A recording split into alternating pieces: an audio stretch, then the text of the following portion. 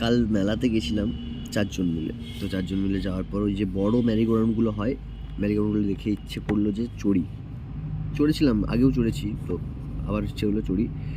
2 জন বলে দিল কি না আমরা চড়বো না, আমাদের প্রচণ্ড ভয় লাগে। আর একজন নাকি 5 বছর আগে লাস্ট চড়েছে, সেও চড়তে চাইছিল না, তাকে নিয়ে জোর করে উঠলাম। ওঠার পর 2টো রাউন্ড ঘোরানোর পর সে তো বলছে ভাই আমার তো প্রচণ্ড ভয় লাগছে, আমার মাথা ঘুরছে, শরীর খারাপ লাগছে, আমাকে নামিয়ে দিতে বলো। তো আমি বললাম কি দেখো তুমি অন্য কোনো দিকে তাকিও না, তুমি আমার দিকে তাকাও আর উপভোগ করো ব্যাপারটা, আস্তে আস্তে ঠিক হয়ে যাবে। সে তো বলছে না না না নেমে যাবো নেমে যাবো। তারপর যাই হোক সে করলো ব্যাপারগুলো, আমি যেগুলো যেগুলো বললাম সে করলো। তারপর দেখলাম কি না ওর ভয় কেটে গেল 2-3টা আরও ঘোরার পর।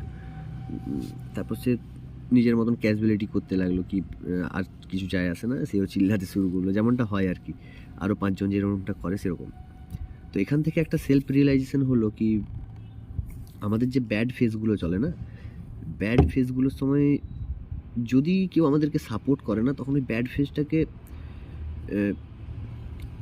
কাটানোর জন্য যে অভ্যেস দরকার সেই অভ্যেসটা করতে অনেকটা সহজ হয়ে যায়। অভ্যেস তো তোমাকে করতেই হবে, প্রত্যেকটা মানুষকে অভ্যেস করতে হবে। কে কেমনভাবে অভ্যেস করছে সেটা তার পার্সোনাল ব্যাপার, কিন্তু অভ্যেস করতেই হবে। আর সাপোর্ট থাকলে কি হবে, অভ্যেসটা করতে অনেকটা সহজ হয়ে যাবে। এই কেন সবাই সাপোর্ট বলে সেটা আমি কালকে বুঝলাম। ব্যাপারটা খুব ছোট কিন্তু ভালো লাগলো। আর আমি ভুলে যাব বলে ব্যাপারটা ভিডিওটা বানিয়ে রাখলাম, যাতে পরে আবার মনে পড়ে কি এরকম একটা ঘটনা ঘটেছিল।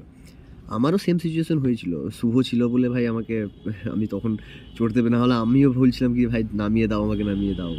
দুর্গাপুজোর সময় আমি ফার্স্ট টাইম তখনই চড়েছিলাম, আমি আর শুভই চড়েছিলাম। তো সাপোর্ট করতে হবে সবাইকে।